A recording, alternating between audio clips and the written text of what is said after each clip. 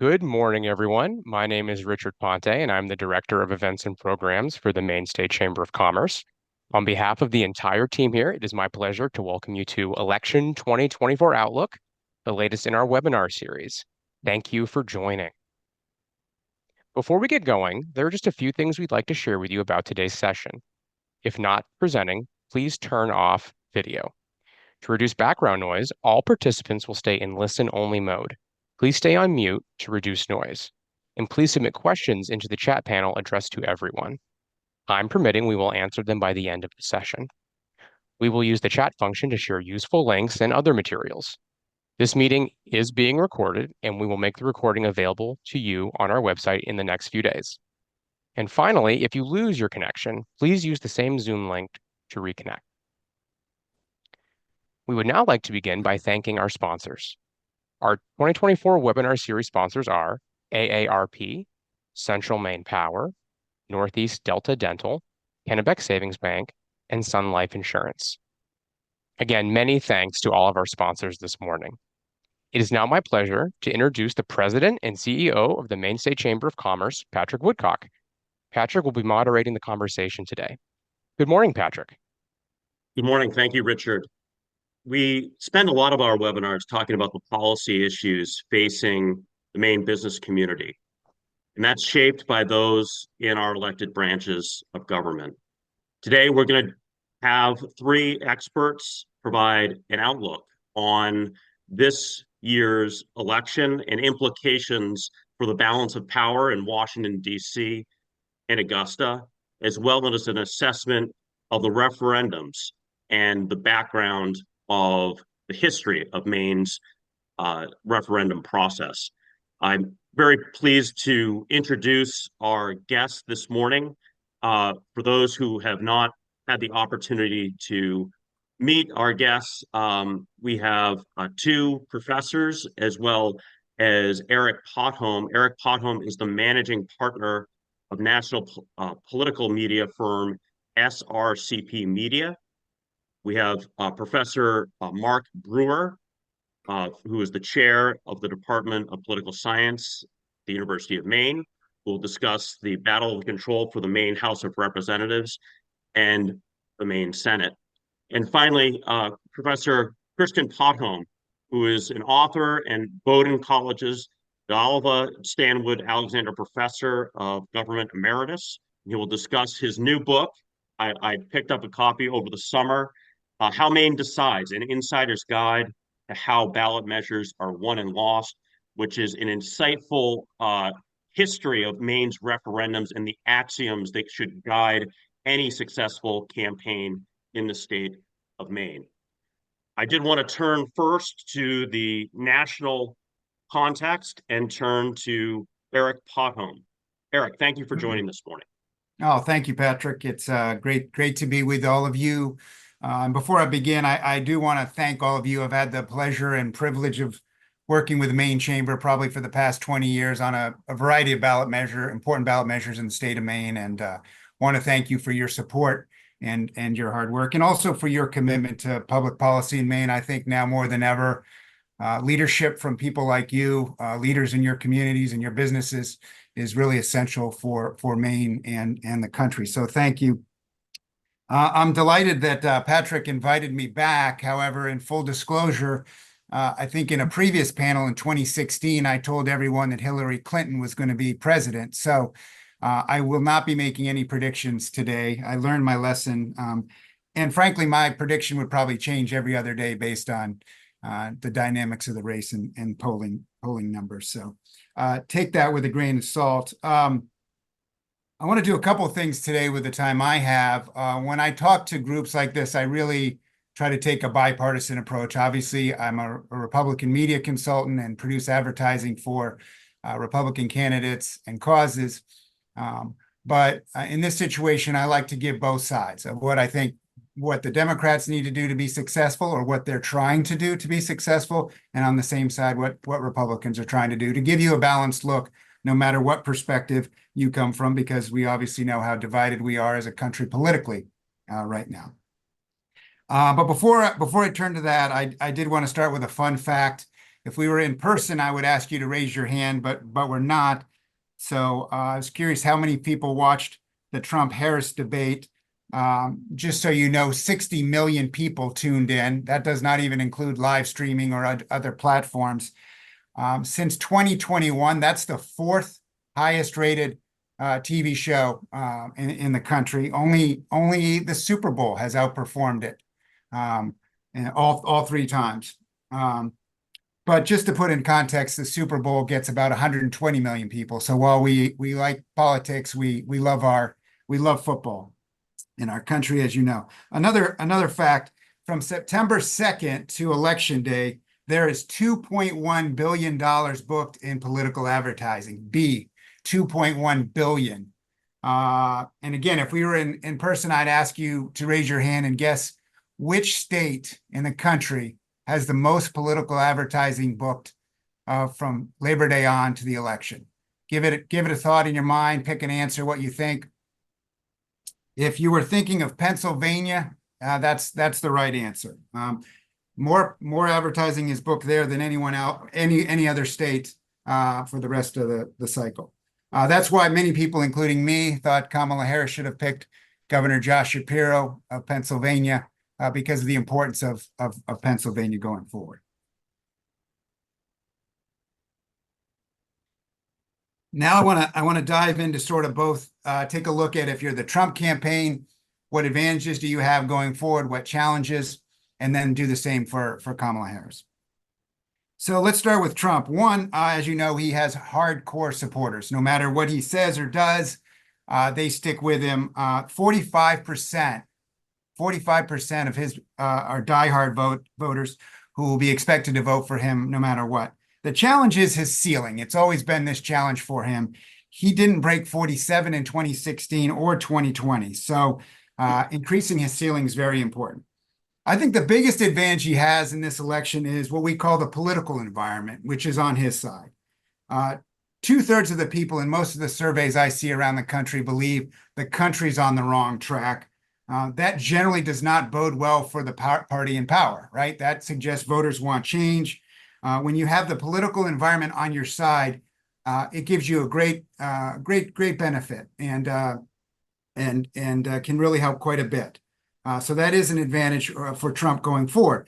That's, of course, why Harris, even though she's part of the administration, is really positioning herself smart strategically, in my perspective, about talking always about the future and going forward. She obviously would be in tough shape if she's lumped in with Biden and the status quo. In addition, elections are always about the future. This is the most important advice I give to candidates around the country. To talk about the future, talk about what you will do. That's what voters care about most. There's often a tendency by candidates who run to talk about the past and what they've done, and obviously because they're proud of it and what they've been able to accomplish, and it gives them credibility. But really, it's always about the future and what voters care about most. As you probably know, the most important issue continues to be the cost of living, no matter what state we poll in. 2/3 say the economy's on the wrong track. And when you ask voters among those who say that cost of living is their number one issue, most important issue, Trump leads the ballot against Harris on that. The same is true for immigration and border security, which is generally one of the top 3 issues in the polling. We're seeing top 3 or 4 issues. Again, if that's your number one issue, you're voting for Trump.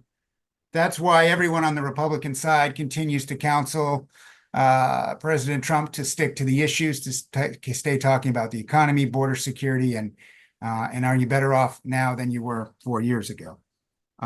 Of course, on the other key issues, are protecting democracy is showing very highly, as well as abortion rights, and obviously those are key advantages. If those are the most important issues to you, obviously Kamala Harris does very well with those voters. But generally, cost of living in the economy still tends to dominate in the polling I'm seeing. Number 3, and I think this is a current challenge that the Harris team is working on. Trump right now is doing better with traditional Democratic voters, or you could say Harris is underperforming them. Let's talk about African Americans and Hispanics.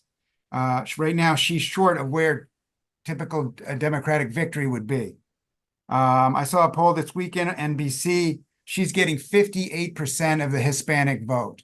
That's a number you're going to pay attention to. She needs 64%. If it's less than 64%, it's very tough for the Democrat to win. So she's at 58% there. Among African Americans, she's getting 78. It's continuing to move up, but Joe Biden got 90%. And that's where, again, she needs to be. I guarantee you right now, the Harris campaign with micro-targeting, digital advertising, all kinds of paid advertising is targeting, obviously, African Americans, Hispanics. And then, of course, young women or young people in general, and women are two very big targets for them as well to drive up their percentages there. That's very important. I want to turn to some big advantages I think Harris has going forward. The first is the women's advantage. This stat was kind of stunning to me, but there are 7 to 10 million more women registered in the United States than men. So that's obviously a huge number, a huge target. Obviously, they want to maximize turning out every possible women's vote they can.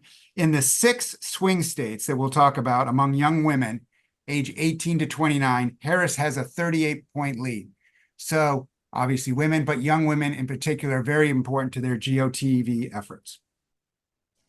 The blue wall, which we refer to as the Midwest key battleground states of Michigan and Wisconsin and Pennsylvania, are crucial to any presidential victory.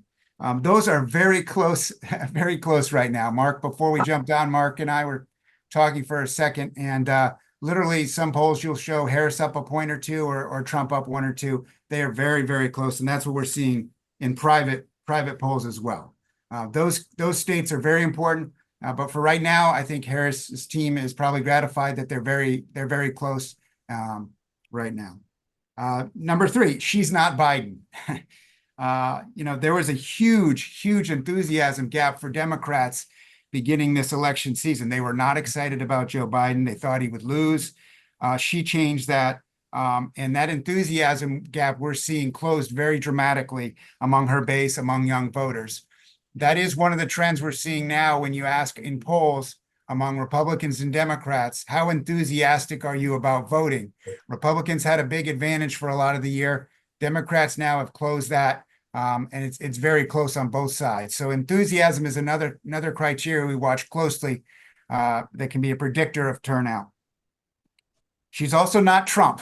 When Joe Biden was elected in 2020 in exit polling, when you asked voters what was the number one reason they were supporting Joe Biden, it was not Donald Trump, the number one reason. So it didn't really have much to do with Joe Biden. It had more to do with them not wanting to obviously support Donald Trump. So that's another advantage for her, of course. But her challenge in our mind is really twofold. She has to obviously quickly educate voters to her background and her vision before Trump does.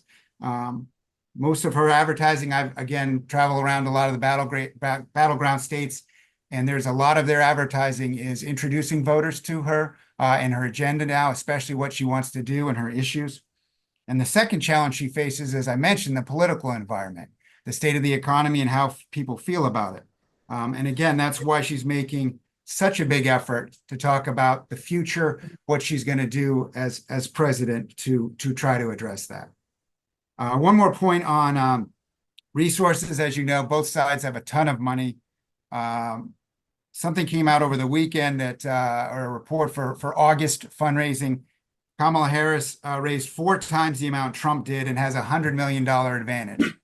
That is a staggering figure, but I will say in context, the Trump side of the ledger, there's a lot of money on the super PAC side, and I believe the super PACs on the Republican side at the presidential level out-total the Democratic side. One more point, which I think maybe you all know when you watch where these candidates go, where the presidential candidates go and the VP candidates go, that'll tell you all you need to know on what states matter most to them. Unless they're doing a fundraising event in New York City, they are going to be going in all the toss-up states. And right now, it appears to be 7 key toss-up states: Pennsylvania, Wisconsin, Michigan that I mentioned, North Carolina, Georgia, Nevada, and Arizona. So that's always, to me, interesting when you see where they go. It can tell you a little insight to what their polling is showing. And where, especially within those states, where they need to spend their time. Patrick, I think you mentioned, or Richard did, that questions can be put in the chat and you'll do later. I didn't know if we wanted any questions as we talk about. I was going to move on to the U.S. Senate. I know we got two other great speakers. Or are we just going to hold on till the end? I think so. Yeah, please Okay. proceed to the battle for Congress. Okay, great. Let's talk a little bit about the Senate situation. My firm is involved in Senate races in Pennsylvania, Ohio, Wisconsin, Michigan, and Nevada. And I want to give you some insights on what we're seeing. Tip O'Neill, the famous speaker from Massachusetts during the Reagan years, coined the phrase, all politics is local. Well, when it comes to the Senate races now, all politics is national in many ways.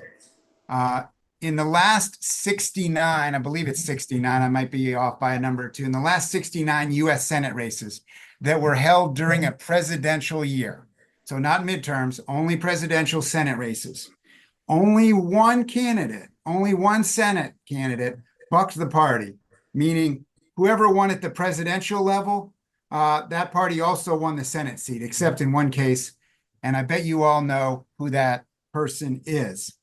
Yes, Susan Collins. Susan Collins, Joe Biden won the state. Susan Collins won the Senate campaign. So I say that as you watch things unfold on election night and you see who wins at the presidential level in a particular state, pay close attention to what's happening at the Senate, and a lot of times they will follow. In other words, if Trump wins Pennsylvania, I suspect Dave McCormick will beat Bob Casey in Pennsylvania. Or if Harris wins Michigan, Alyssa Slotkin would likely win Michigan. They are very inextricably linked because of the messaging that goes on and the inherent similarities of the nationalization of politics. Let's talk some specifics, as you guys know, and I'll be brief here. The Dems control the U.S. Senate 51-49. West Virginia, Joe Manchin is retiring. It's a Republican state, so Republicans are going to win that. It goes 50-50. Then what's considered tier one in terms of pickups is Montana. Trump won Montana by 16 points and 20 points. John Tester, the Democratic senator, has always run very strong campaigns, but several polls are now showing Tim Sheehy, the Republican, ahead. And I expect Sheehy to win Montana, as most experts believe. So that puts the Republicans at 51-49. Ohio is probably the second other tier one biggest battleground state. Trump won Ohio by 8. I know you guys endured a lot of political advertising with the Susan Collins, Sarah Gideon race, but this number is staggering to me. The race has surpassed $400 million from both the primary and the general election in Ohio. $400 million of advertising in one state. Sherrod Brown is the Democratic incumbent. He is a very good, tough campaigner. He runs ads often talking about how he's working with Trump and things he's done with Republicans. But the NRSC released a poll over the weekend showing Brown, I think, only up a couple points. I think that's obviously another tremendous opportunity for Republicans that will likely go to the Republicans column and be 52-48. Other Senate races to watch, sort of this next battleground you're going to see are Pennsylvania. I mentioned Michigan, Wisconsin. Michigan is an open seat, both Pennsylvania and Wisconsin, and Nevada, I should add as well. And Nevada are in that group, have incumbents. Maryland is also something to keep an eye on, with popular Governor Larry Hogan running, as Republican Super PAC just placed a lot of advertising in that state. So a lot to watch there as well. Patrick, just a couple quick minutes on the House races. Again, my firm really is focused on the Senate this cycle. Obviously, is something to watch with the House too. Republicans are ahead. I believe the Cook Political Report rates 21 races on the House side as true toss-ups, including Maine 2, and I'm sure there'll be some questions, and we can talk about that later during the chat. but a lot of times what happens at the national ticket will have a big impact on those House races. Just a couple words about the Golden Terrio race. Obviously, Golden is facing some headwinds. It's a generic Republican seat, as you all know, of 6 points. Trump wins the district.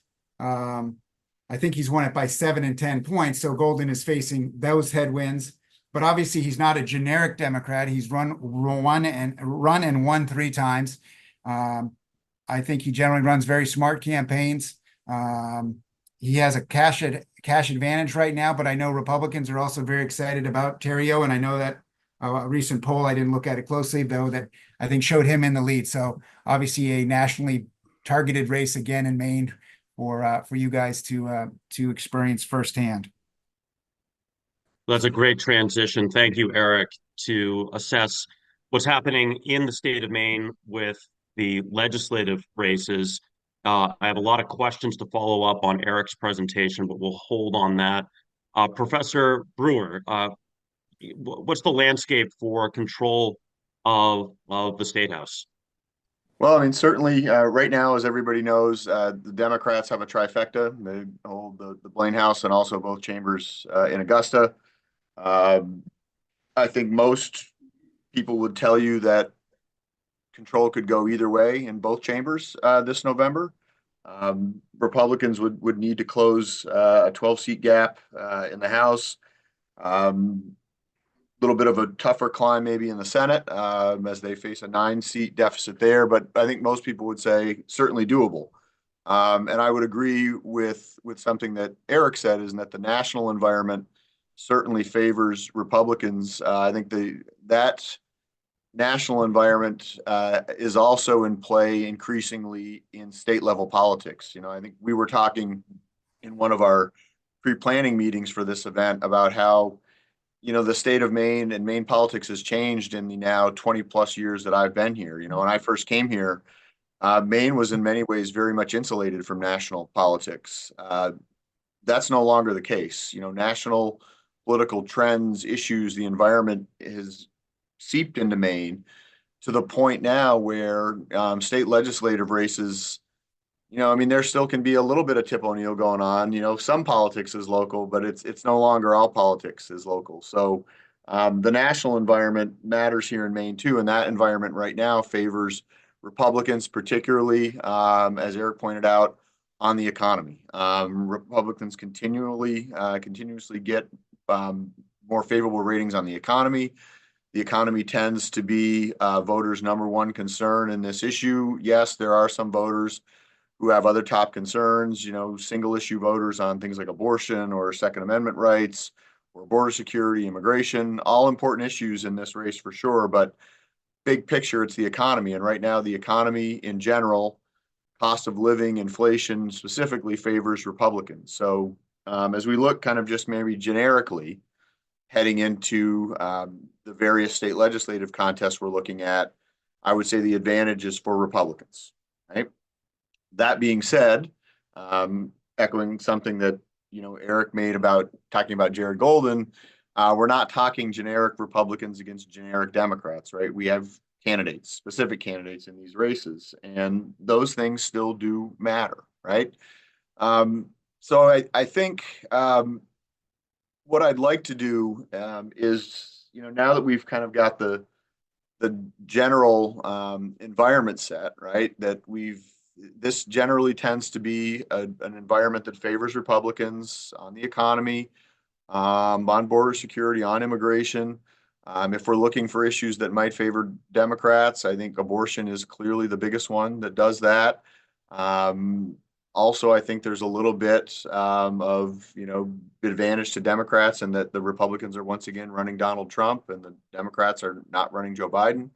But now that the general environment is set, talk a little bit about a few specific races in each chamber that we might want to keep an eye on election night in November. And we could get an idea of where party control is going to go depending on how these particular races shake out, right?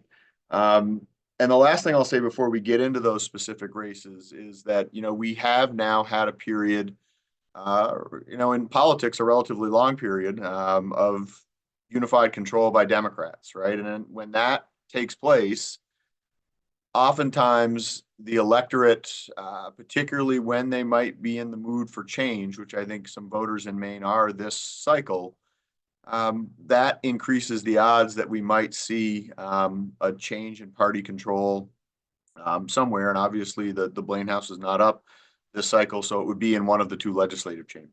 So we need to keep that in mind as well. So let's look at the House first. Certainly, the fact that I'm only going to point out 4 races doesn't mean that I think those are the only 4 that are interesting or up for grabs. There's 151 House seats. There's a lot of races to keep an eye on in terms of what's going to determine which party controls the House after the November elections. But I think there are 4 in particular that I find particularly interesting. We'll start the very top of the state. We're going to do the same thing when we get to the Senate. With the first district in the House, John Martin is attempting to return to the legislature once again. His Republican opponent, Lucien Daigle. I don't know much about Daigle, I'll admit that. But what makes that seat interesting to me is that Aroostook County, St. John Valley in particular, has become increasingly Republican in recent years.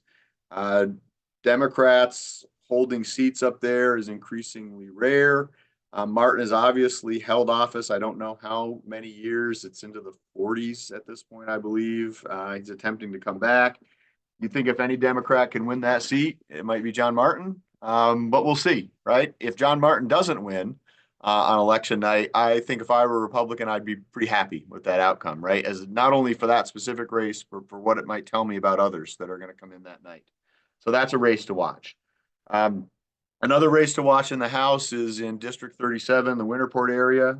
You've got Reagan Paul, who's the incumbent Republican, has generated a lot of enthusiasm and excitement around the state, facing off against former seat holder Democrat Scott Cuddy. And there's been a lot of attention on that race. There's some money flowing in there. Again, which way that shakes out on election night might give you an indication of not just that race, but where some other things might be headed. So that's definitely a race to watch. A third race in the House that I'm going to be trying to keep an eye on election night. Usually election night, I'm on one of the Bangor area network affiliates and they want to talk mostly national stuff. But I usually try and keep my phone on some state races so I can peek down a little bit at the same time. District 105, which is in the gray area, you've got Ann Graham's the Democrat there against Sue Austin, a Republican. Both have held that seat in the past. They're squaring off to hold it again. I think that's going to be a fascinating race to keep an eye on. And then one final House race to throw out there, specific race, is District 107, which is in the Windham area. You've got a 3-way race there, which makes things interesting. Jane Pringle's the Democrat against Mark Cooper, the Republican. And then Patrick Corey, who's he's running as an independent, but he held that seat formerly as a Republican. That makes that race even more interesting. Keeping in mind, of course, that ranked choice voting does not come into play in state legislative races because of the Maine Constitution. It comes into play in federal races, in the general, not in general election state races. So we don't have to worry about RCV there, but the 3 candidates nonetheless make that an interesting one to watch. There are a number of other seats, as I said, as well, to keep an eye on. There's a particularly interesting cluster in kind of the mid-coast area. A number of coastal districts, I think, could be harbingers of what might happen statewide on election night. So that might be a part of the state to keep an eye on as well. Now, shifting gears quickly to the Senate. Again, Democrats have the advantage there, the same way they do currently in the House. But I think in the Senate, obviously fewer seats, 35 in total, many fewer, of course, than the House. That in and of itself, I think, makes Republicans climb a little more difficult, right? In the House, you're dealing with a lot more opportunities to add seats.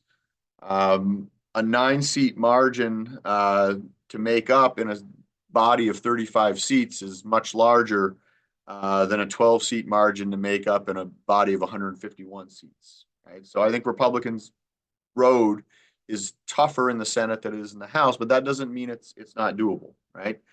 So again, I'll just give 4 districts to keep an eye on. And I definitely want to make sure we leave plenty of time for questions at the end. And I also want to leave plenty of time, for Chris to talk to us too about the ballot initiative. So 4 Senate races to keep an eye on. Once again, let's start at the top of the state. District 1, Senate Majority Leader Troy Jackson is being termed out. So that seat is open. Vaughn McGlaulin's the Democrat running for that seat. Sue Bernard is the Republican. Bernard gave Troy Jackson a very strong run for his money. Last Senate election there, losing, but by a very small margin. Most people would say that she should be viewed as the favorite in this race, and I would put myself in with most people. I think she's the favorite there. If she wins that seat, as right now, I think she probably will. That could be bode well for Republicans. So that's a seat to watch. Second seat to watch is actually my own Senate district, District 8, which includes Orono, and it goes up Old Town, up Route 2, up towards Lincoln. Mike Tipping's the first-term Democratic incumbent there against Leo Kenny, who's running as the Republican. And in the interest of full disclosure, I know both candidates, and I've known Leo for 20 plus years. So just full disclosure out there. I think that race is very interesting. We are seeing national money come into that race, which I've never seen in this since I've been here now 20 plus years in this area. I've never seen that in this district. There are lawn signs are ubiquitous anywhere you go for both candidates. Lawn signs tell you something about enthusiasm and interest. National money coming in tells you even more. If Republicans could pick that seat up, that would be a huge benefit for them, something they probably weren't expecting coming into the cycle. If Democrats can hold off Republicans, and Tipping can keep that seat in a tough environment, that might bode well for Democrats on election night. So we keep an eye on that one. District 10, which is also in this general area, we've got Hamden, parts of Brewer. I'm not sure if part of Bangor's in there. It might be.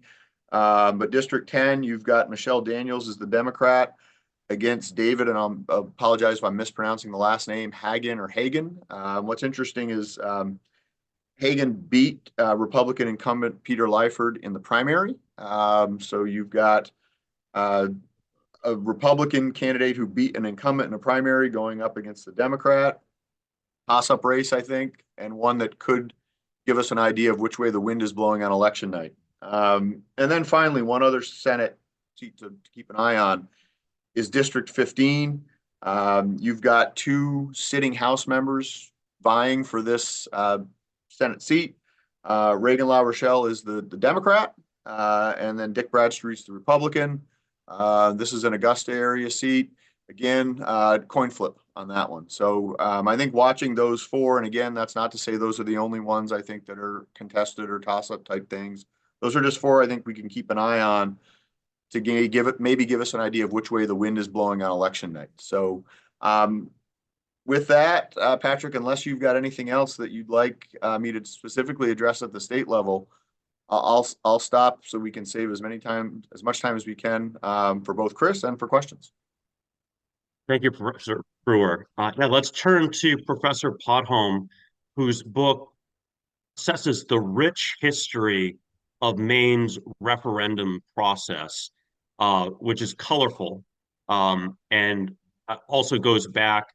I think the book traces it through the 80s, but it tells a story of how the electorate is shaped by campaigns' effective or poor decision making. Professor Podholm, I'd love to just provide an explanation of your book, and then talk about what's on the upcoming referendums for Maine voters this fall. Well, thank you very much. I learned an awful lot from the first 2 speakers, and I'll try to keep the ball rolling here. I think it's very important before I get into the book to acknowledge the very considerable contributions of other people to how Maine decides. Eric did a very good chapter on the media. Dennis Bailey provided one on the press. Dave Emery on polling, and especially Edie Smith. She comes up throughout this book because she was the campaign manager for 3 of the closest races that we were able to track, and Kay ran. And in addition, I touched base with about 40 different consultants, Republicans, Democrats, independents, progressives, liberals, conservatives, and what I would cause consultants, people that only work for one type of cause, and then the real hardcore gunslingers who just live to go to the OK Corral every November. And so my book is really a composite of the last 40 years of Maine history. I was fortunate enough to participate in many of them, starting with the Maine Yankee and going through gay marriage. And in addition to all of those people, I've tried to touch base with campaign managers who worked on just candidates. But the gist of this is that the resulting data and the information that I got resulted in me coming up with a few axioms, which I'd like to share with your viewers, and they can look at those in terms of what's happening in Maine. And then I'm going to briefly go through the referenda today. The first axiom is that, contrary to popular opinion that always talks about October surprises, in ballot measures, all the big mistakes are made early. They're made early in the way in which the ballot measure is constructed and the way in which aspects of it are. The proponents of things often put the poison pills in them. The best example of that was Casinos Know. Remember, there was going to be a huge huge casino in Sanford, but they got so greedy out in Las Vegas that the state was to get nothing from the table games or from the card games and so on. And they even embedded in it a provision for a kiddie casino where kids could go and learn how to gamble. So if you look at the way in which these campaigns get off, those were fatal flaws that were self-inflicted. So in all of my, I have one other quick one because it leads to axiom number 3, and that's previous to my getting involved with the Maine Audubon and the Nature Conservancy. Maine had looked at a couple of bond issues for land, and they both had been defeated. And I went to the first campaign meeting. It was at the Audubon headquarters, and they had done a beautiful poster, and it was like a pen wash drawing of Mount Fujiyama, but I guess it must have been Mount Katahdin. But in any case, I looked at it, and there were no people. There were no people in this. And so I said to Sherry Huber, I said, but where are the people? And she said very honestly, our members don't like to see people in the woods. And I said, well, we're asking these people to spend $35 million of their tax money. I think they want to go and at least imagine that they could go there. So the second axiom, which is maybe counterintuitive, and that is that your friends will do more harm to your campaign than your enemies if you let them. It is, unless you've got Maria Fuentes or Jeff Romano running your campaign for you, you're going to have people who your supporters want to win, obviously, and that's a plus, but they want to win it in their own way. They are insistent that we ought to do this or we ought to do that. And Casinos Know, the people wanted to say there was a moral issue and that gambling was wrong. Well, vast majority of people didn't believe that. In the gay rights one of 98, one of the top commercials that I was able to track over time was one of a lobsterman, and the lobsterman was telling people the government had never done them any good. people from away were always coming to tell Maine what to do. And he said, this is another example of that, and you should vote no. If you were in favor of gay rights, you wanted to vote no. Well, the campaign, I mean, I don't think the ad was on one night. People began calling up and saying, well, we don't like the ad. We don't like the ad. It sounds like the other side. And then the campaign manager said, well, what does it tell you to do? And he said, well, it tells us to vote no. And she said, well, isn't that what we want? Yes, but we still don't like the commercial. And it turned out to be one of the most effective commercials. It not only changed voting all along the coast, but it changed it for a lot of the Franco areas, particularly with Franco males. The third axiom, and one that I think has considerable relevance for this set of ballot measures, is the wild, wild East lives. There is a mindscape that exists in Maine about Maine as a frontier, Maine as a wilderness, Maine as a place where choice matters, a place where independence mattered. And it's amazing how you work that in any number of campaigns, because if you can tap into that sense of what Maine is all about, you're going to be very successful in campaigns. And one of the things we discovered in doing the ballot measure on the Land for Maine's Future is that, and this is counterintuitive, if you poll today in Maine, you ask every registered voter, there would be more Republicans than Democrats who say that I donate to environmental or conservation causes, or I belong to groups. And that goes really back to the 1970s, when the Republican Party was the party of the environment. The Democrats wanted to put an oil refinery in Washington County. They wanted to dam up the St. John River. And so it's an interesting juxtaposition. 90% of Maine people would say, oh, well, there are more Democrats, but that is not actually the case. But if you put together the environmentalists, the people who belong to Audubon Society and belong to the Nature Conservancy, and you put them with common cause with the people who hunt and fish, you have an absolutely unbeatable coalition in the state of Maine. And you never lose if you have those two groups. Now, getting those two groups to agree on a ballot measure often is the most difficult of that situation. And what's so interesting to me is that this Maine alliance between the people who hunt and fish and the people who bird watch and cross-country ski,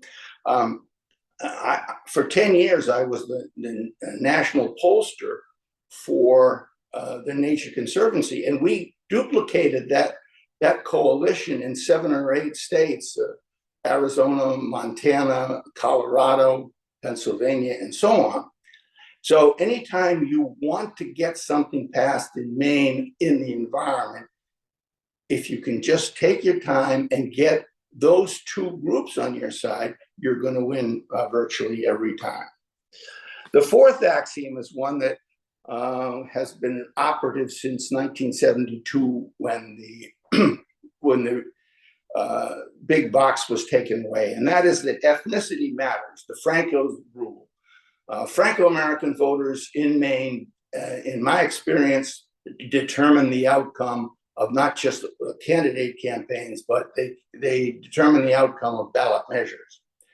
And we have the extraordinary situation in the 2nd district, where I've seen some scenarios in which it comes down to the one electoral vote in the 2nd district of Maine or in the Omaha district of Nebraska.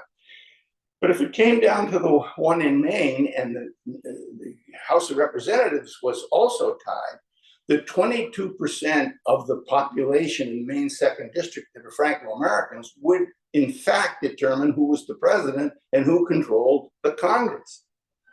So the Franco-Americans are a critical element of any campaign, and they were always the people that I looked to first. In fact, the first cross tabulation I ever looked on a poll is ethnicity. Democrats don't believe in ethnicity in their polls. They have it all by skin pigmentation and Hispanic subgroups. But in Maine, only three groups matter: the English, Yankees, the Irish, and the Franco-Americans. And the Franco-Americans are the most important because they swing left and right. They voted against the widening the Maine Turnpike, and then they passed it. They voted against gay marriage, and then they passed it. So they are so critical. And if you think about it, 30 people have run for a governor in Maine as an independent. The only two people that ever got elected, one was Jim Longley and the other was Angus King. What did they have in common? Exactly the same coalition: urban Franco Democrats and small town Republicans. Both of them, the same coalition, even though they couldn't be more different in terms of their style and their approach to different things. So the Francos are always the key first element that we should look for. I don't have any idea of any polling for this, but if I did, that's the break I would look to first. The second break I would look to is women who work at the home. Throughout my career as a ballot measurer, I always went for the Franco-American vote first, because if I got the Franco-Americans, I'd also get small town Republicans. If you want to have the second one, you always look for women who work at home. They're a particular group. They watch a lot of television. They are not always watching it like intensely as around the news adjacency, but it's in the house. They watch it all the time. And if you get women in the home, you also pick up a lot of senior citizens. So in terms of targeting, I found that it's always a good idea to focus on those two groups, and then everything else will fall into place. Speaking of some of the referenda that we're facing this time around, I can sort of dispense with the flag thing, because I don't understand, with all the challenges of our world and our state, how that's become an important thing. And it's one of those things where I don't have a dog in the fight. I like the new flag. It's kind of nice and visual. I feel a little bad because the other one was what our soldiers carried in the Civil War, and a lot of people died carrying it. But it's sort of instructive of our politics today, where we've got these great existential threats, and internationally and nationally, and yet somehow this bubbles to the surface. So I don't have an opinion on that one. But the one I do like is that first one, to set a limit. It should pass, I would think, overwhelmingly. It's good government, and it gets us back into the Supreme Court. And I have to say that when people talk about the Constitution, they talk about the founding fathers, I never know who they're really talking about, because in this particular case, what this referendum is challenging, it's challenging the notion of the decision of the Supreme Court, Citizens United, that corporations are people. Now, I just kind of transport yourself back to 1787. You're in Philadelphia, you're in the Constitutional Convention, and Ben Franklin gets up and says, well, of course, everybody knows companies are people. Why, Paul Revere's silversmith shop is a person. Well, he would have been run out of town on a rail. I mean, the notion that somehow companies are people for the purposes of our election. So I'm all excited about that one, and I hope by the time it gets to the Supreme Court, some common sense will appear. Now, I haven't seen any polling, so this is all guesstimate on my part. But when we did a ballot measure campaign, a bond especially, we always noted that every single cycle, the electorate of Maine wants to throw one under the bus. They want to vote no on something, just to prove that they're fiscally prudent. And so, depending on which ones you had to run a campaign for some, you didn't have to run for others. But we always found that was a tendency, and that you could compensate for it, which is why a lot of ballot measures, a lot of bonds passed. And if you look at the history, you say, oh, yeah, 8 out of 9. But a lot of them passed only because they had a budget. And again, I don't know what you're doing with your R&D bond, but I remember when Eric and I did an R&D bond a while back, we had a terrible time convincing people that there's some notion of something called R&D could translate into jobs. And maybe the advertising of the handouts will do that. But unless you connect this nebulous R&D to jobs, again, depending on who turns out to vote and so on, but we had difficulty. We couldn't really move the numbers for quite a while. Then I looked at these other two. You've got the $30 million for trails. Now, again, that would be a perfect one for the coalition I described. Except I didn't see the code. I saw a code word non-motorized and motorized. If I had been asked, I would have put in the word snowmobile, because snowmobile is what will drive a whole big section of that. So I hope the people that are going to do that will focus on it. The historic buildings one, again, off the top of my head, I would think that's the one that might need a little bit of a boost in advertising too, because again, in this, we got all these huge problems that are facing us, and somebody's talking about saving the old buildings. Now, you can be all in favor of the old buildings, but I would think that's one that's going to need a little more juice to it. But the essence of ballot measures, I just want to end my portion on this notion that people don't understand that when you have two sides in a ballot measure, you have one side wanting one thing, one side wanting another, and you look at your polling, you will have influence vectors that are the themes that work for your opponent, and you have themes that work for your side and for, in the cases I'm talking about, the undecided Franco-Americans and the undecided women who work at home. So you focus in on those, but the trick in a ballot measure is never get on the lily pad where your opponent is. The Save Maine Yankee campaign was very fortunate that the people who wanted to shut down the Maine nuclear plant, they had a fabulous issue called health and safety. And if the no side focused on health and safety, they lost their own supporters. And that's why they kept on economics.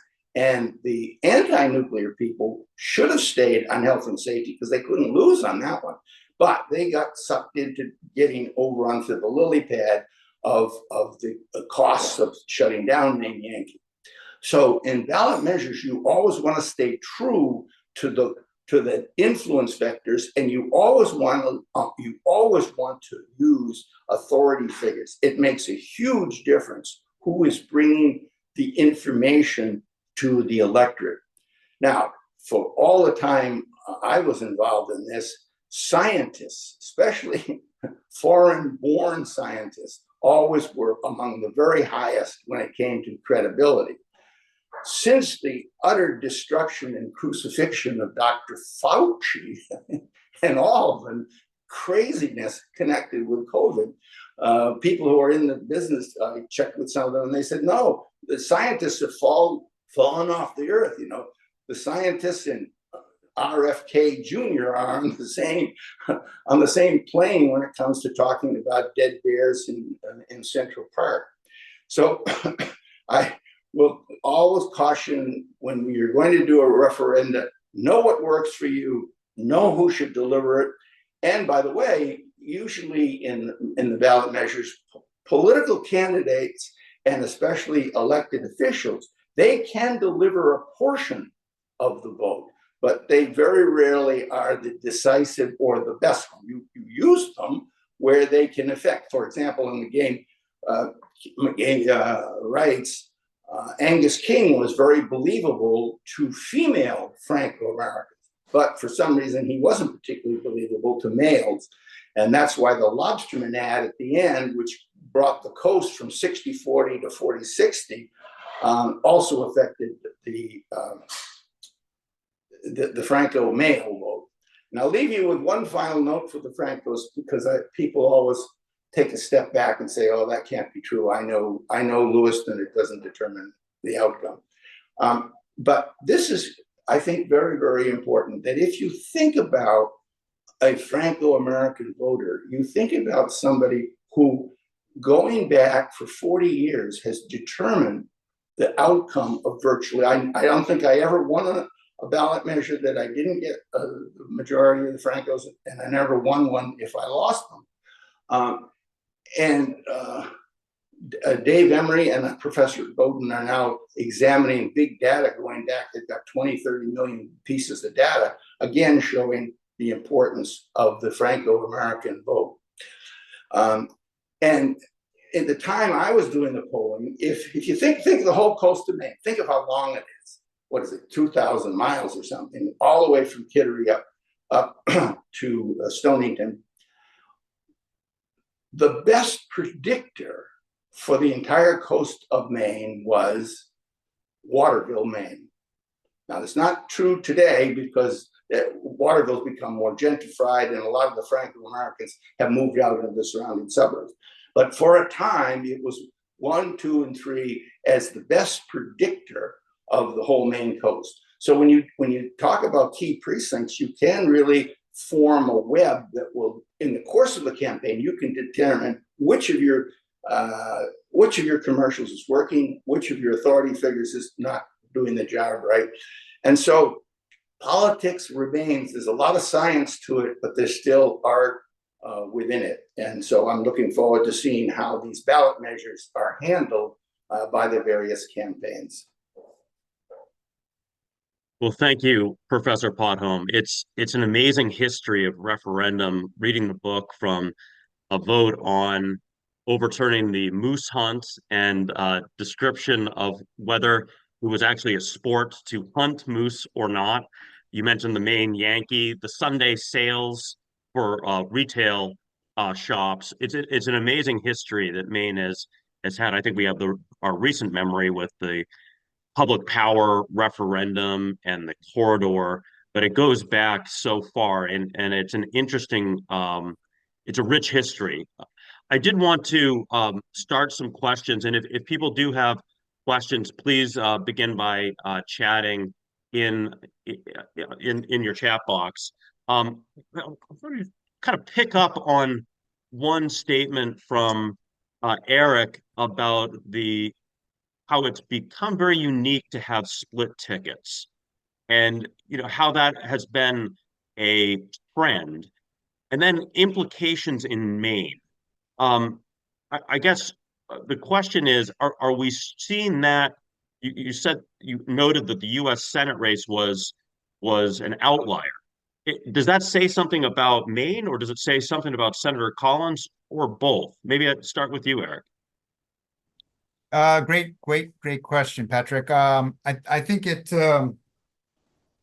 I think first, campaigns do matter. Campaigns matter. Candidates matter.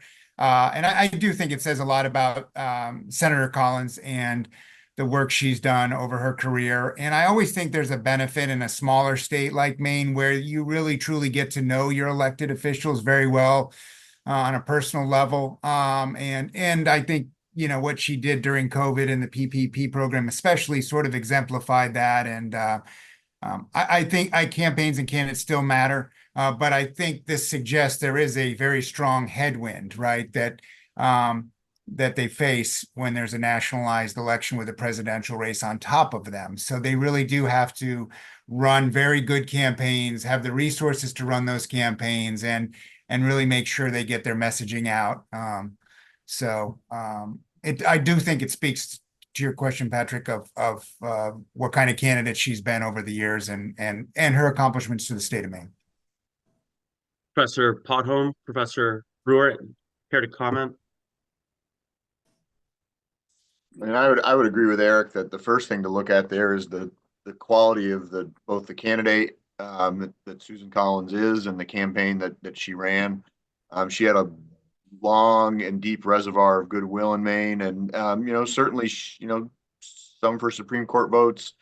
It may have cost her a little bit of that, but there was more than enough left there for her to run and to win when not many people thought she was going to still be able to do that. I'll be the devil's advocate here for a minute because I think campaigns are interactions.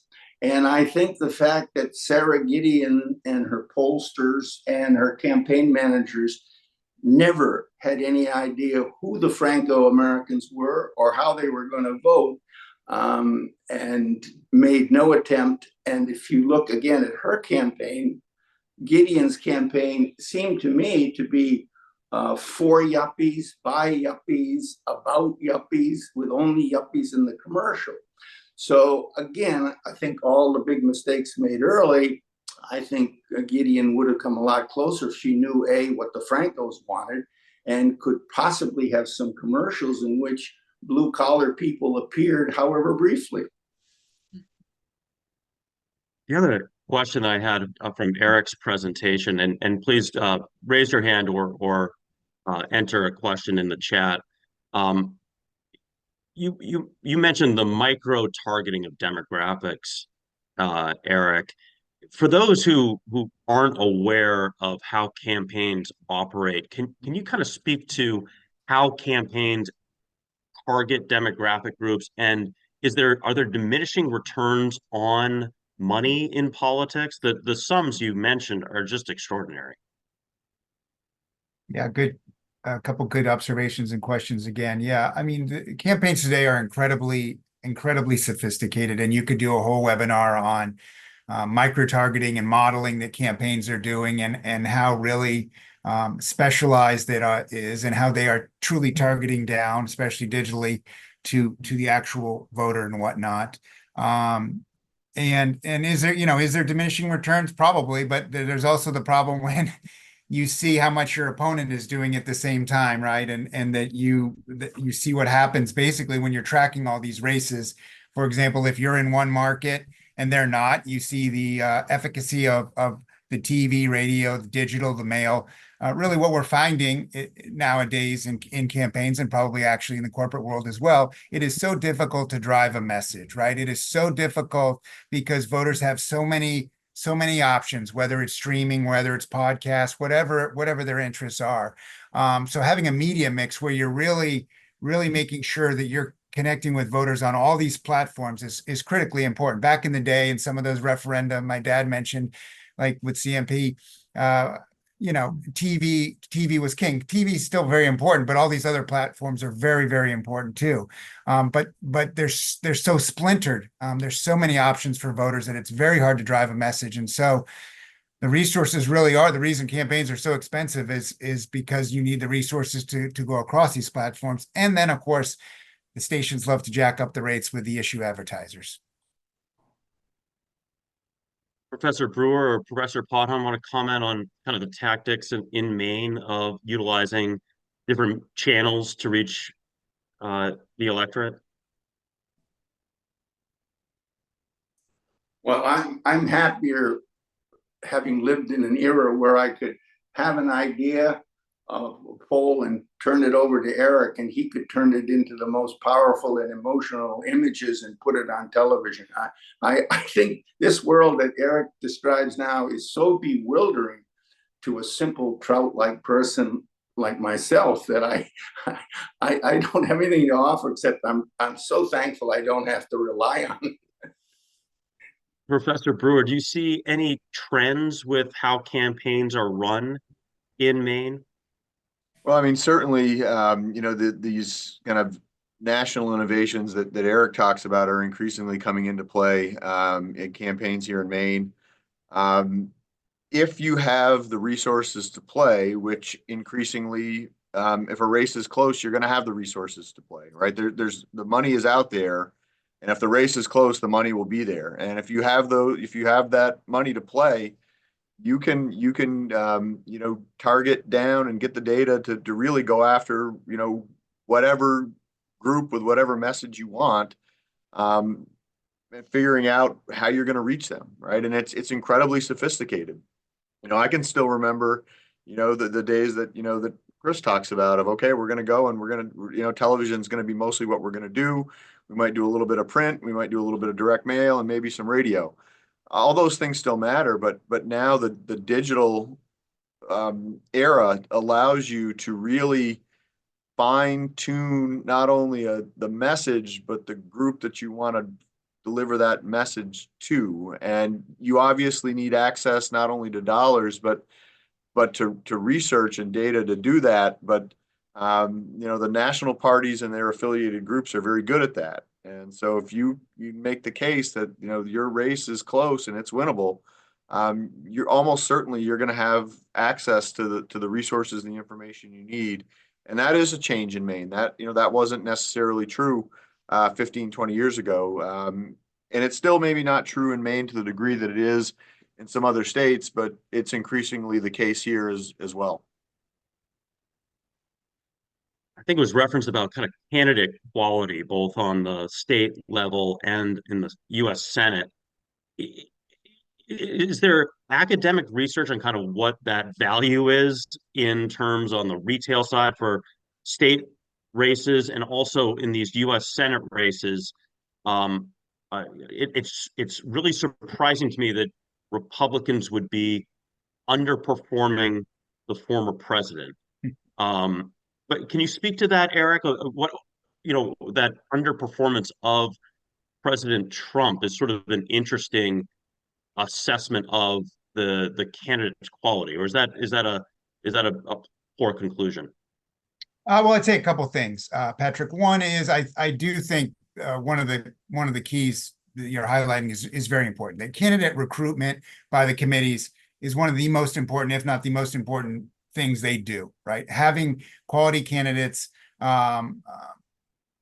really makes a big difference, right? And obviously on my side of the aisle, Republican side, Donald Trump weighs in on that oftentimes for good or for bad. To your point about underperformance, I think part of that is simply you've got to also remember these Senate contests are that I mentioned. Some of them are big states; they're expensive states, right? Donald Trump has universal name ID, so he is obviously overperforming the Republican candidates simply because voters don't have enough information yet about the Senate candidate, even here in late September. It should be closing. So most of our expectations are that the Republican Senate candidates will climb up to where Trump is if they're not already in these states. It depends, but a lot of that is because of his brand awareness and name ID and hardcore support among the base. The base just, again, campaigns are expensive. We all follow this very closely, but the average voter sometimes certainly do not. So it does take time for new candidates, first-time candidates, I should say, to build up their name ID, build up their awareness. One of the reasons candidates run and lose and then come back and win is, well, they've learned a lot from the first campaign, but they've also established that personal connection with voters and built up their brand a little bit. So the next time they run, there's already a built-in awareness. But a lot of these Senate candidates, at least on the Republican side that I've mentioned, are first-time statewide making first-time runs. And so, but I'm pretty confident that come October, they will close the numbers with President Trump. When we were doing our prep discussion, Professor Potham talking about the importance of the Franco-American vote, I think we had the conclusion that after seeing this discussion, we may see some tickets to Lewiston, Auburn from some national campaigns when we were talking about the balance of the U.S. House of Representatives and plausibly the Electoral College coming down to the 2nd District. Josh Tardy has a question about micro-targeting and the Franco-American vote in Maine. How would campaigns conduct that? Maybe Professor Potham, you can talk about how you were able to successfully engage that demographic group. And then Professor Brewer or Eric, how would campaigns try to target that type of that specific electorate voting bloc? Well, I don't think, as I indicated with the Gideon thing, I don't think a lot of campaigns do target the Franco-Americans. I don't think a lot of them recognize their importance. I do think the 2nd District does this time around. You've got a Franco-American running against a non-Franco-American, but the non-Franco-American is from Lewiston. And I was stunned in the last gubernatorial race where Janet Mills, she's the first candidate in history. She's the first non-Franco candidate in history that I know of that defeated a Franco-American. If you look at the Franco-American vote as a totality, she beat LePage statewide among just Franco-American voters. That's why she won by such a big margin. Eric, any comments on how campaigns, if you were advising a second district campaign or a national campaign for the second district, is it easy? Give us a little behind the curtains. How hard would it be to try to target this demographic group? Well, first of all, the second district in Maine is a candidate killer. It is extremely hard to get around. It's why almost always when a statewide office is up for grabs and somebody comes from the first district, they get crushed. Partially because they're likely to be a liberal Democrat from Portland, but it's just a tough thing. And you have to go out and spend the time. You have to go to the sportsman shows. You have to go to the various Franco-American festivals. But I will say this, the reason the Francos are such a swing vote is that any Franco-American community is quite fragmented. If you go into any town and there's going to be the Franco group that's in charge, who controls the mayor and whatnot, but there's always an outside Franco group that wants to get in. So you talk about micro-targeting, all you have to do is go around and get the people around the outs to say, well, when we get in, you'll be on the ins. So, but that's retail politics. And I think everything we've heard from Eric and Mark certainly underscores that the retail politics, especially in a huge district like Maine second districts, probably in the old-fashioned retail politics probably is impossible to do. But go where the Francos are, spend some time with them, learn what the Franco-Americans, they have a small business person mentality in the law of large numbers. They don't particularly like the government coming in, whereas the Irish and the English, over a long period of time, they think the government's great. Their sons and daughters are going to go and work in state government. But the Francos are, the Francos are worth every minute you spend trying to court them. It's interesting. I remember that Bill Cohen always spent his birthday up in the St. John River Valley. For that, I think developing that relationship with that electorate. I do have a question, a direct message to me. If anybody wants to respond to this, in the post-Citizens United world, what do the panelists view as the most important or consequential source of election funding? Corporate PACs, super PACs, individual donations. Anybody give a snapshot? Eric, you mentioned that where the money is, that there's a Harris campaign edge, but perhaps not with super PACs. Is that correct? Yeah, I mean, she in terms of campaign dollars in August, I think was 4 times the amount the Trump campaign raised, so dollars into the campaign. Super PACs are probably maybe lean Trump. I don't know the exact numbers, but obviously Democrats have huge amount of money this cycle. And I think, frankly, when you look at the totality of whether it's all the Senate races, they have more money to spend than the Republican side. Obviously, in a presidential, I think it's maybe less important given the usual national coverage or the coverage of a presidential ticket driving messaging. But obviously, the resources are very important in these targeted states. I'd say the rise of super PACs is one of the biggest changes in our business and industry and politics because of the massive amounts of money that are now going into delivering messaging. For campaigns or for candidates or against candidates. It's a big factor. When you run nationally, frankly, you have to be prepared that, the national parties will get involved if you're a strong, credible candidate and spend a lot of money either supporting you or trying to defeat you. So, and that's, I think, different than, some state races where there is some money certainly comes in for gubernatorial races from the DGA and RGA, but not like we're seeing at the federal level. Any comments from the professors? I'd kind of echo Eric's point there that, the biggest change in the post-Citizens United world is obviously the dramatic increase in the amount of money that's coming into campaigns. And really what Citizens United allowed for was the rise of super PACs and the money going in there. And then also, the so-called dark money, right? I mean, the 501c groups, which are different than super PACs, right? And there's different, there's no cap on either one, but there's no disclosure requirements in the 501c groups, and that's a big change for sure. That's definitely, in my view, the most important, aftermath of Citizens United. That being said, I often caution, students not to overlook the value of kind of old school hard money, right? The direct contributions that can come into candidates and campaigns and parties. Yeah, maybe the totals aren't as big because there's caps there, but that money is able to be spent directly by the candidates and their campaigns. The idea of non-coordination is really a lie, and we know that. But that being said, it's important not to overlook the importance of old school hard money as well. Yeah, and Patrick, I just want to add, Mark's making a really good point there.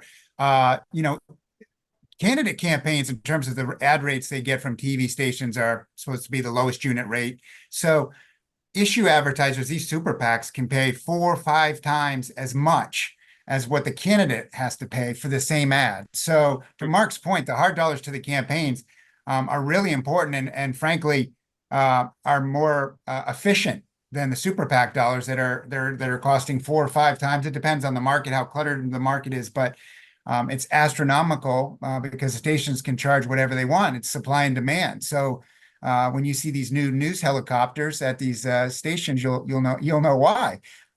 Because they can charge whatever they want for issue, whereas the candidate rate, they do have to keep at the lowest unit within that break. So Mark's right. The hard dollars are actually more efficient and important for campaigns because the super PACs get gouged on the TV issue rate. I wasn't aware of that. That's material. Did have a question. Anybody want to respond to, I guess, how Representative Golden has addressed the Democratic nominee, and what that maybe tells about the race? Question from Jake LaChance.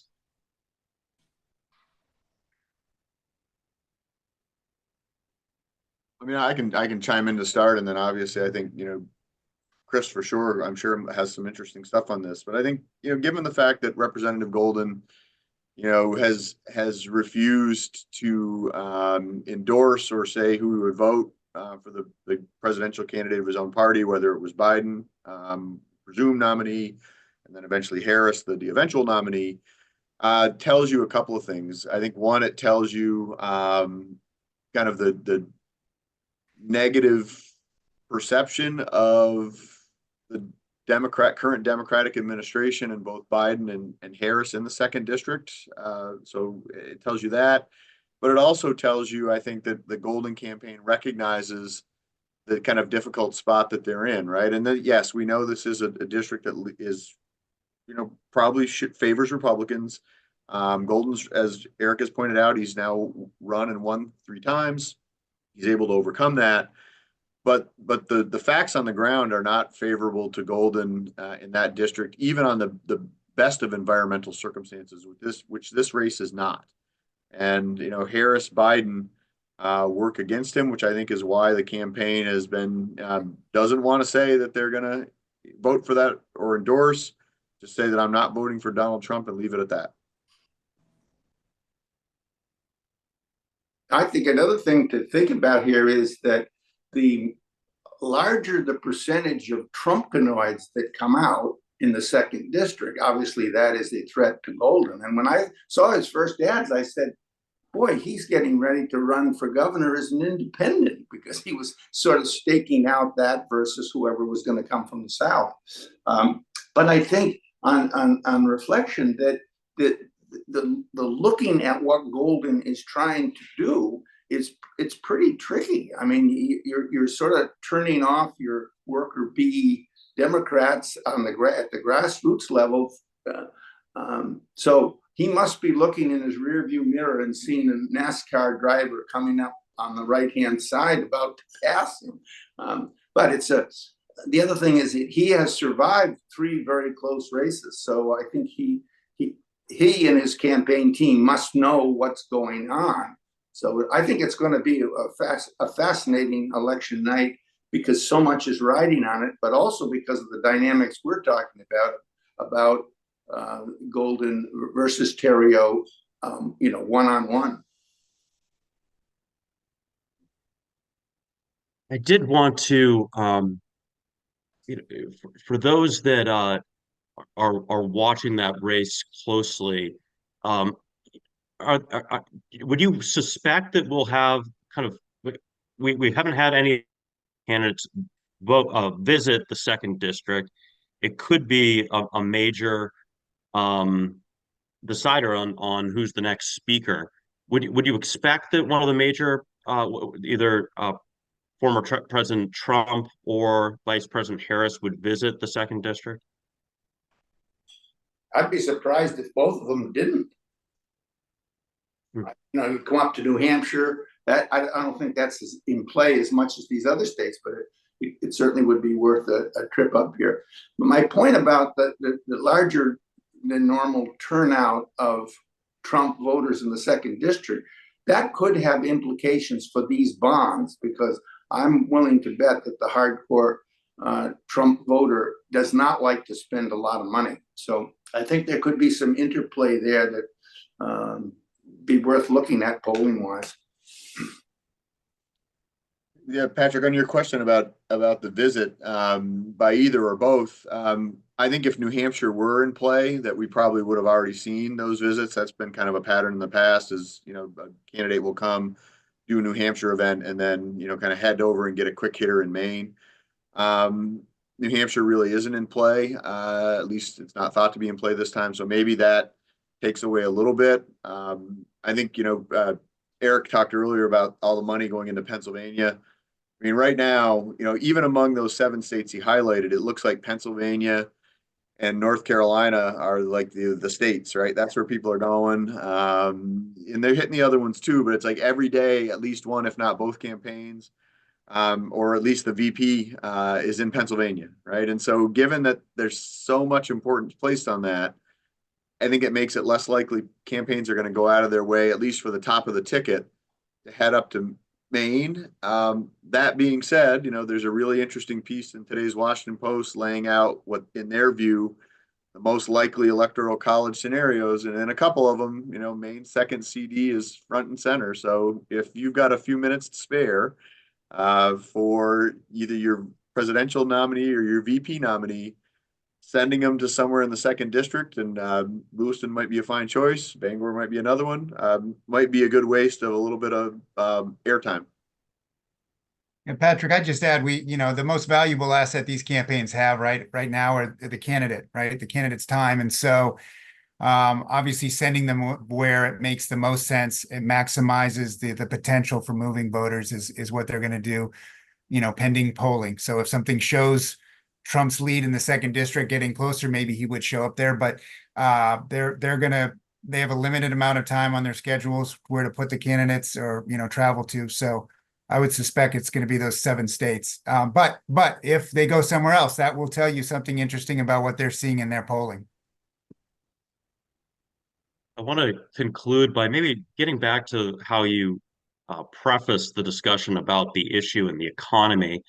It's an interesting moment. We watched the economic indicators very closely at the chamber, and with interest rates falling, the Fed decision last week, it's sort of a question of whether the electorate kind of catches up to a change in where the inflation, certainly from the Harris campaign, there has been tremendous progress on inflation, but how does the electorate see it?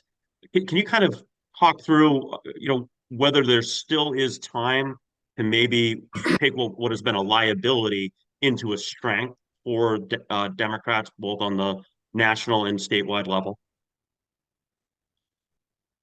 Yeah, I think you're right, Patrick. I mean, the question is, we're not seeing it yet, but do some of these internal economic indicators or numbers, it takes time to, right, to get to voters and their sentiment in terms of them changing how they feel about things, right? When they go to the grocery store, the gas station, or pay their bills, it's going to take time, I would think. So haven't seen it yet in the polling. Obviously, it's very fresh news. But you're right. I think that is something to watch the last 6 weeks. Do people start to feel better about the economic situation and things getting better? Both campaigns will be tracking that, but it's a good issue to follow closely. I would agree with that. I think that first Biden and now Harris have been really expecting / hoping that that would happen. I think the closer you get to election day, obviously the less time you have for that to happen. And I think really what the problem has been, I think, for Democrats on that front is that even as inflation has declined dramatically, it hasn't really declined in the areas that people encounter most in their day-to-day lives, right? They're not seeing lower bills at the grocery store. They're just not, right? And so people, when it's grocery store and gas is what they see every day.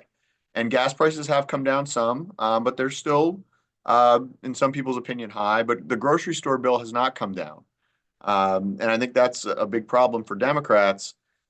One thing that might be really good for Democrats here is that another area that's really kept costs up is housing, right? And a 0.5 point cut in the interest rate, it's going to take some time to trickle through, but that will trickle through the housing market. We've already seen a dramatic increase in refinancing submissions there as the rate came down. So maybe that rate cut will make it more likely that Democrats,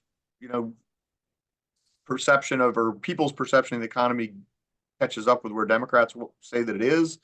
But I think for me, the grocery store is the most important part there.